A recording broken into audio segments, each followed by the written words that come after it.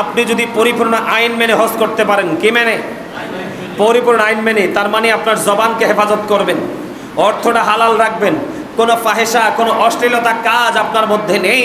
আপনি শুধুই আল্লাহ রাব্বুল আলামিনের দিদার প্রাপ্ত বান্দা হওয়ার জন্য এবং তাদের অন্তর্ভুক্ত হওয়ার জন্য আপনি গিয়েছেন, আল্লাহর হুকুম পালন করার জন্য, আল্লাহর দিদারের আশায়, আল্লাহর সন্তুষ্টির জন্য।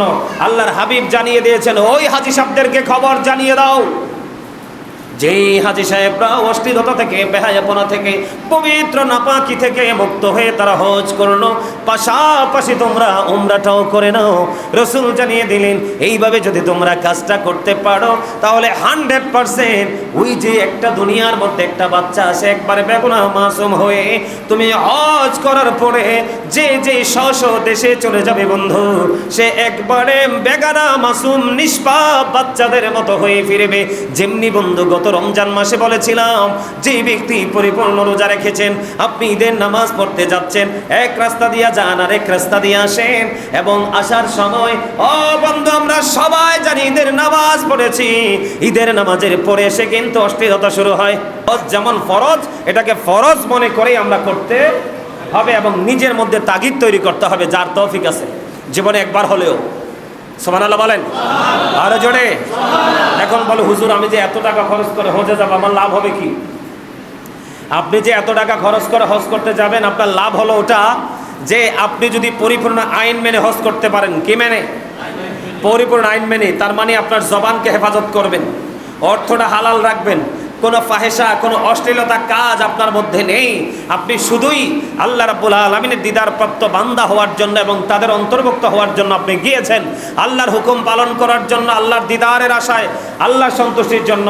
আল্লাহর হাবিব জানিয়ে দিয়েছেন, ওই হাজী সাহেবদেরকে খবর জানিয়ে দাও, যেই হাজী সাহেবরা অশ্লীলতা থেকে, বেহায়াপনা থেকে, পবিত্র নাপাকি থেকে মুক্ত হয়ে তারা হজ করলো, পাশাপাশি তোমরা উমরাটাও করে নাও।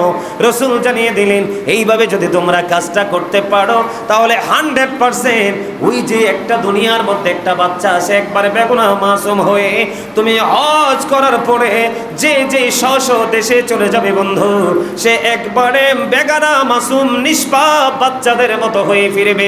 যেমনি বন্ধু গত রমজান মাসে বলেছিলাম, যে ব্যক্তি পরিপূর্ণ রোজা রেখেছেন, আপনি ঈদের নামাজ পড়তে যাচ্ছেন, এক রাস্তা দিয়ে যান আর এক রাস্তা দিয়ে আসেন, এবং আসার সময় ও বন্ধু আমরা সবাই জানি ঈদের নামাজ পড়েছি, ঈদের নামাজের পরে এসে কিন্তু অশ্লীলতা শুরু হয়।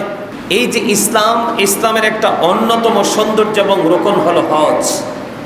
কথা বলে না কি? হজ। আপনার সক্ষমতা আছে, শারীরিকভাবে আপনি স্ট্রং, শক্তিশালী আছেন, আপনার যে হজের যাত্রার ক্ষেত্রে আপনাকে কেউ কি দিবে না, বাধা দিবে না, কোনো বাধা প্রদান করবে না, এবং যাওয়া আসায় আপনার খরচ বেয়ার করতে বা বহন করতে আপনার মধ্যে কোনো ধরনের কোনো ক্লান্তি আসবে না। এমন অবস্থায় যদি আপনি হজ না করে মৃত্যুবরণ করেন, আমার রাসূল বলেছেন, সে ইহুদি হোক আর নাসারা হোক, তাতে আমার কিচ্ছু যায় আসে না। নাউজুবিল্লাহ বলেন আর জোরে। আমাদের মধ্যে এমন অনেক পাওয়ারফুল পারসন আছে না নাই? কিন্তু হজ করছেন, আবার কিভাবে অ্যাঙ্কার করে দেখেন যে এত টাকা খরচ করে ওখানে যাওয়ার দরকার কি? নাউজুবিল্লাহ বলেন আর জোরে বলেন। এই জন্য আমি আজকে আয়াতটা তেলাওয়াত করেছি, কুল ইন্নাস সালাতি ওয়া নুসুকি ওয়া মাহইয়ায়া ওয়া মামাতি লিল্লাহি রাব্বিল আলামিন। যেমন ফরজ, এটাকে ফরজ মনে করেই আমরা করতে হবে এবং নিজের মধ্যে তাগিদ তৈরি করতে হবে, যার তৌফিক আছে জীবনে একবার হলেও। সুবহানাল্লাহ বলেন আরো জোরে। এখন বলো, হুজুর আমি যে এত টাকা খরচ করে হজে যাব, আমার লাভ হবে কি? আপনি যে এত টাকা খরচ করে হজ করতে যাবেন, আপনার লাভ হলো ওটা যে আপনি যদি পরিপূর্ণ আইন মেনে হজ করতে পারেন, কি মেনে? পরিপূর্ণ আইন মেনে, তার মানে আপনার জবানকে হেফাজত করবেন, অর্থটা হালাল রাখবেন, কোনো ফাহেসা কোনো অশ্লীলতা কাজ আপনার মধ্যে নেই।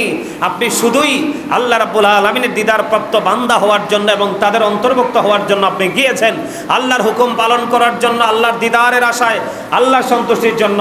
আল্লাহর হাবিব জানিয়ে দিয়েছেন, ওই হাজী সাহেবদেরকে খবর জানিয়ে দাও, যেই হাজী সাহেবরা অশ্লীলতা থেকে, বেহায়াপনা থেকে, পবিত্র নাপাকি থেকে মুক্ত হয়ে তারা হজ করলো, পাশাপাশি তোমরা উমরাটাও করে নাও।